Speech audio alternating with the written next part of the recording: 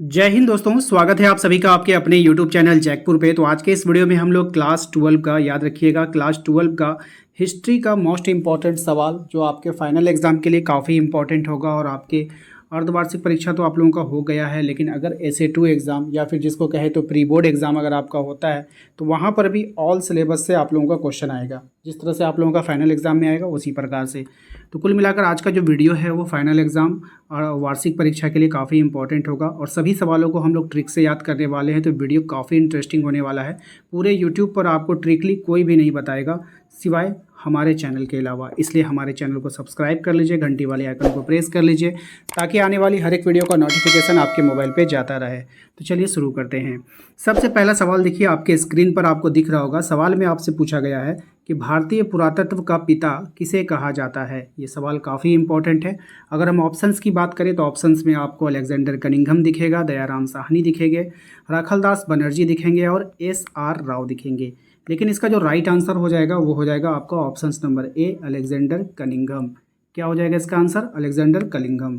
अब देखिए यहाँ पर एक वर्ड इस्तेमाल किया गया है कनिंघम का। कनिंघम को आप इस्तेमाल करते हो सिंघम। सिंघम एक मूवी आई थी जिसमें सिंघम जो सिंघम नाम का जो हीरो हुआ करता था वो काफ़ी बलवान हुआ करता था, है ना, ताकतवर, शेर की जैसी ताकत रखने वाले को क्या बोला जाता है? सिंघम बोला जाता है।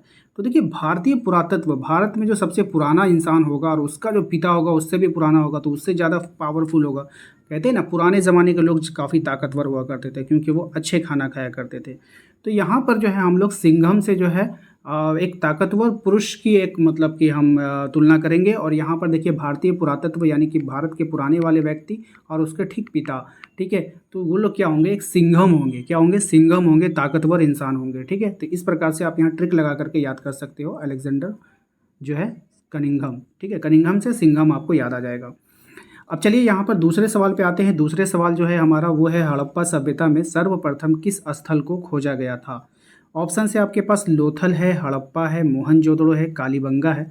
तो राइट आंसर यहाँ पर हो जाएगा आपका ऑप्शन B, हड़प्पा। तो हड़प्पा सभ्यता में सबसे पहले जो खोजा गया तो वो हड़प्पा को ही खोजा गया था। अब देखिए कोई भी जगह का जो नाम पड़ता है तो नाम कैसे पड़ा होगा?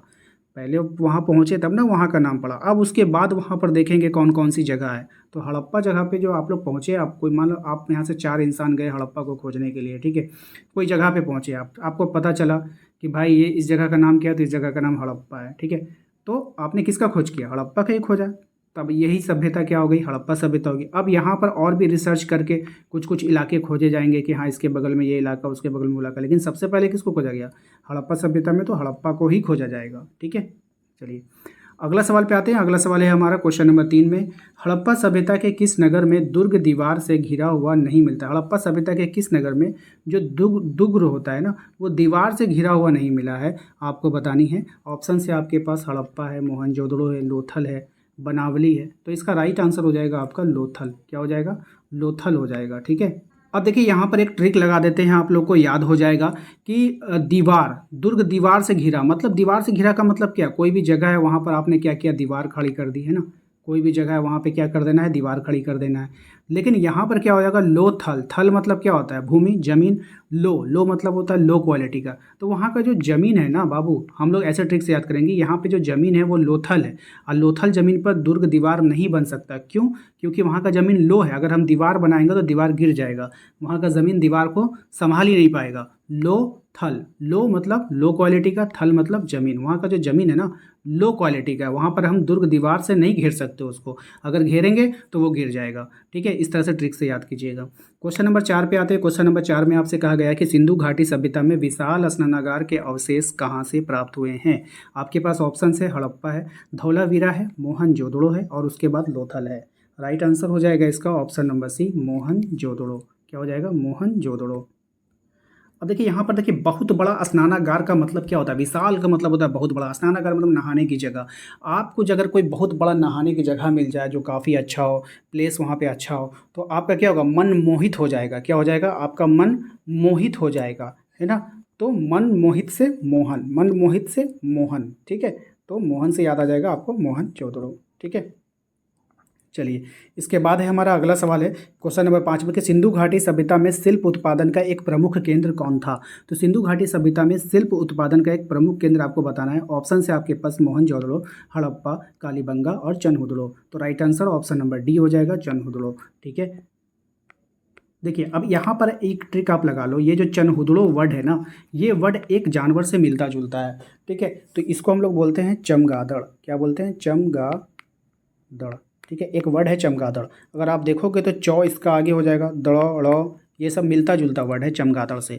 तो जब कभी भी आपका चनहुदड़ो नाम आएगा ना, आज के बाद से जब आप हमारी इस वीडियो को देख रहे हो, तो इसके बाद कभी भी अगर आपके वहाँ पे नाम आपको आएगा तो वहाँ पर आपको चनहुदड़ो से चमगादड़ ही याद आएगा।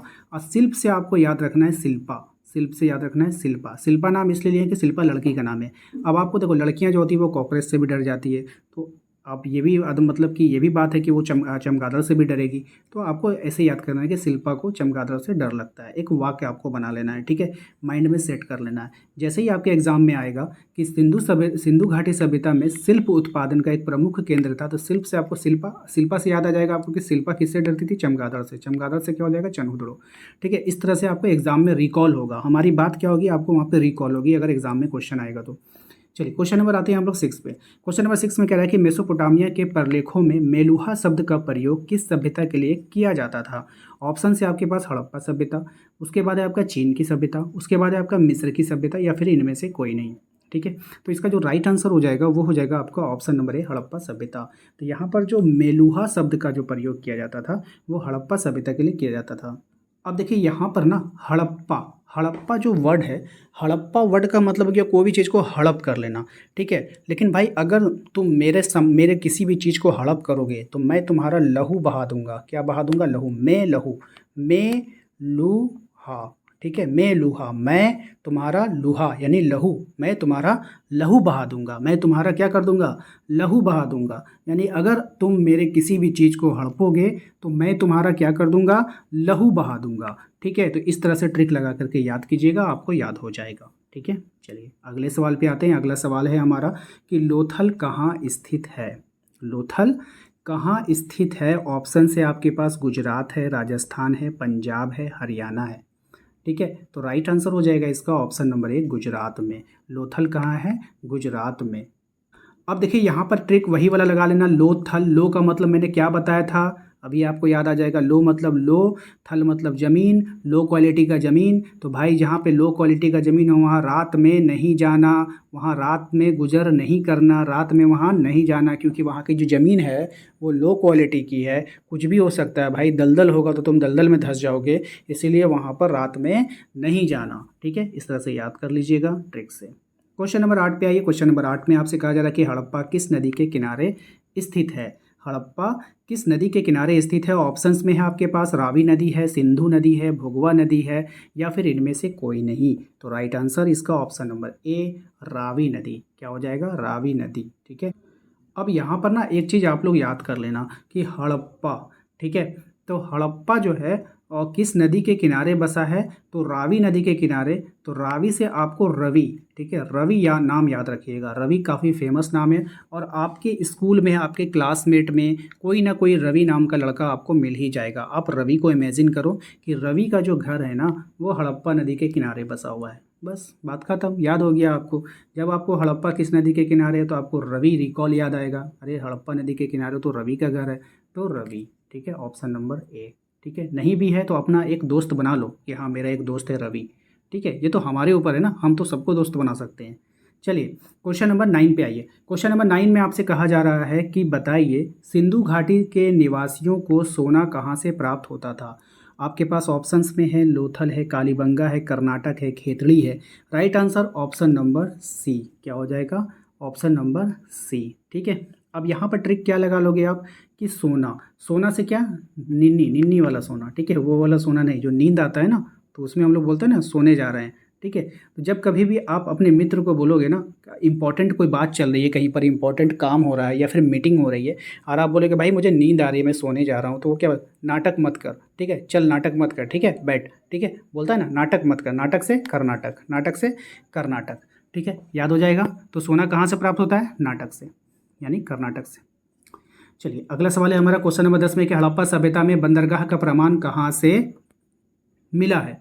तो हड़प्पा सभ्यता में जो बंदरगाह होते हैं ना, उसका प्रमाण कहाँ से मिला है? लोथल से, मोहनजोदड़ो से, कालीबंगा से या फिर हड़प्पा से। तो राइट आंसर ऑप्शन नंबर है लोथल से। ठीक है, कहाँ पे मिला है? लोथल से। अब देखो भाई, बंदरगाह से हो जाएगा बंदर, लोथल से हो जाएगा लो वाला भूमि, लो भूमि, लो थल। ठीक है, लो लो वाला ज़मीन। तो भाई लो वाले ज़मीन पे तो इंसान के जाने की बस है नहीं भाई। ठीक है, इंसान तो ज़मीन पे चलता है ना भाई, बंदर की तरह पेड़ों पे उछलता थोड़ी है, लेकिन बंदर वहाँ जा सकते हैं। बंदर क्यों जा सकते हैं? क्योंकि बंदर बिना पैर रखे लो वाली ज़मीन पर, मान के चलो कि यहाँ पर एक पेड़ है और आपको इस पेड़ के पास जाना है, यहाँ पे लो थल है, मतलब लो क्वालिटी का ज़मीन है, आप यहाँ पे, तो यहाँ से वहाँ कौन जाएगा? बंदर छलांग लगा के जा सकता है। ठीक है, क्योंकि वो दौड़ते दौड़ते आएगा, यहाँ से छलांग मारेगा, यहाँ चल जाएगा, या फिर और भी बीच में कोई पेड़ होगा तो उसका सहारा लेकर के वो उछल उछल के जा सकता है। तो भाई लोथल जो है एक ऐसी जगह है जहाँ पर बंदर जा सकता है। ठीक है, बंदर से बंदरगाह लोथल। ठीक है, ट्रिक लगा लीजिएगा, याद आ जाएगा। क्वेश्चन नंबर 11 पे आइए। क्वेश्चन नंबर 11 में कह रहा है कि हड़प्पा सभ्यता का किस देश के साथ व्यापारिक संबंध नहीं था। तो हड़प्पा सभ्यता का कौन से ऐसा देश था जिसके साथ व्यापारिक संबंध नहीं था? तो आपका ऑप्शन डी हो जाएगा आपका चीन। ठीक है, चीन के साथ व्यापारिक संबंध नहीं था। अब यहाँ पर देखिए, यहाँ पर सिंपल है आपका, एक ट्रिक लगा लीजिए आप कि चीन जो है ना, चीन चीन के लोगों का भाषा आप समझ नहीं पाओगे। ठीक है, आप समझ जाओगे मेसोपोटामिया, ईरान, अफगानिस्तान, चीन की भाषा कोई नहीं समझ पाया, इसलिए जो है ये लोग हड़प्पा वासी जो थे इसके साथ व्यापार नहीं कर रहे थे। ठीक है, ये सिंपल सा लॉजिक आप समझ के रखो, आप बिल्कुल भी नहीं भूलोगे।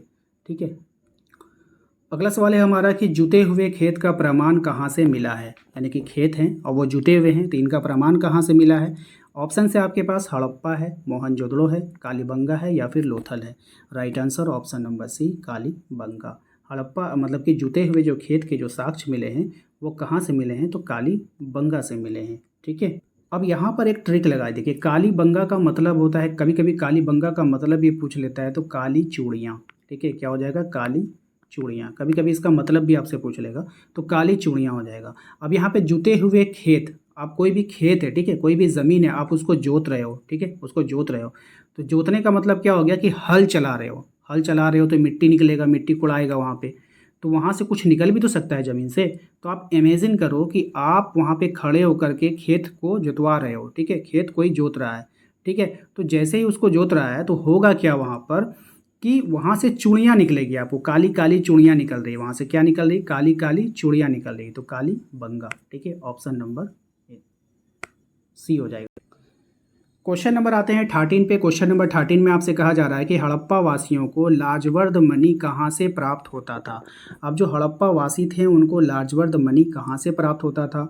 ऑप्शन से आपके पास मोहनजोदाड़ो, लोथल, सोतगुई या फिर धौलावीरा। तो इसका जो राइट आंसर हो जाएगा ऑप्शन नंबर सी हो जाएगा, सोर्तगई। ठीक है, ऑप्शन सी इसका राइट आंसर।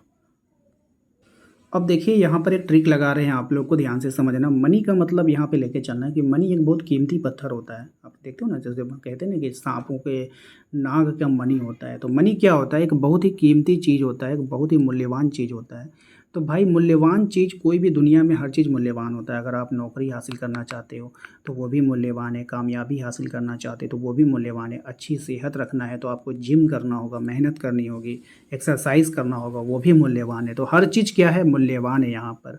तो अगर आप लाज करोगे, लजाओगे, शर्माओगे तो आप यहाँ नहीं पहुँच पाओगे भाई। और अगर तुम लाज करते हो भाई, ठीक है, तो आप मूल्यवान चीज़ नहीं प्राप्त कर सकते, तब तो तुम जा कर के सो जाओ, सुर्त गई मतलब सो जाओ तुम। ठीक है, तुमसे कुछ ना हो पाएगा। ठीक है, अगर लाज करोगे तो मनी कहाँ से मिलेगा? जाओ सो जाओ, सो तो गई। तो यहाँ से आप ट्रिक लगा लेना।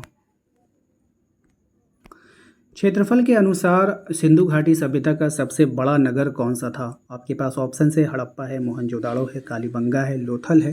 राइट आंसर हो जाएगा इसका ऑप्शन नंबर बी, मोहनजोदड़ो। ठीक है, तो क्षेत्रफल के अनुसार जो है, आप यहाँ पर एक छोटा सा ट्रिक लगा लेना, कोई दिमाग लगाने वाले नहीं। क्षेत्रफल में अगर सबसे बड़ा होगा तो एरिया उसका सबसे बड़ा होगा। अब कोई भी नाम देगा ना, तो ये जो मोहनजोदाड़ो वर्ड जो है ना, यही सबसे बड़ा आपको वहाँ पे दिखेगा। तो इसके नाम में ही आपका आंसर छिपा है। क्षेत्रफल क्या है? सबसे बड़ा, इसके नाम का ही क्षेत्रफल देख लो सबसे बड़ा है, तो वो जगह सोचो कितना बड़ा होगा। ठीक है, option number B. Question number आ जाते हैं 15 पे। क्वेश्चन नंबर 15 में आपसे कहा जा रहा है कि हड़प्पा सभ्यता की लिपि की मुख्य विशेषता थी। अब इसकी कैसी विशेषता थी, तो ये दाएं से बाएं की ओर लिखी जाती थी। तो इसमें कोई ट्रिक नहीं लगेगा, ये तो आपको याद करना होगा कि दाएं से बाएं लिखी जाती थी। ठीक है, सिंपल सा है। तो आशा करते हैं आप लोगों को आज का ये वीडियो पसंद आया होगा। वीडियो अच्छा लगा तो प्लीज़ वीडियो को लाइक कर दीजिएगा। और इस वीडियोस के लिए रिक्वेस्ट किया था और सपोर्ट किया था हमें तहसीन रज़ा ने गिरिडीह से, पंकज ने गढ़वा से, अबूजर ने देवघर से, हकीम ने साहेबगंज से, ए टू से गेमर झारखंड से, नीतीश कुमार गोड्डा से, गोलू कुमार देवघर से और बाल किशोर दुमका से। यदि आप भी हमें सपोर्ट करना चाहते हैं तो हमारे चैनल को सब्सक्राइब करके वीडियो को लाइक कर दीजिए और कॉमेंट में अपना नाम और अपने ज़िला का नाम जरूर टाइप कीजिए। मिलते हैं हम लोग नेक्स्ट अगले पार्ट में। जय हिंद, जय भारत।